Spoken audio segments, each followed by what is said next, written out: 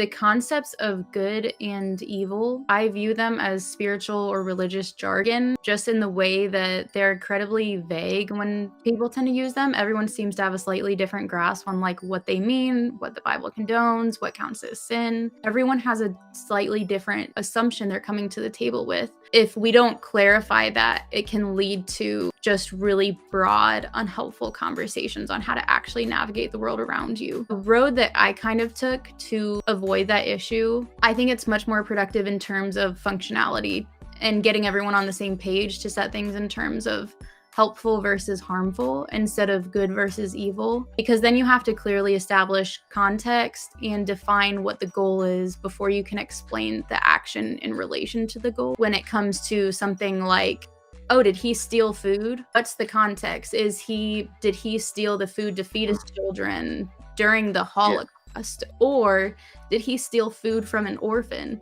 Completely changes how we view the situation. Are we viewing this as harmful towards the unit and society as a whole, or which individual are we discussing the harm towards? And that's kind of how laws come into place.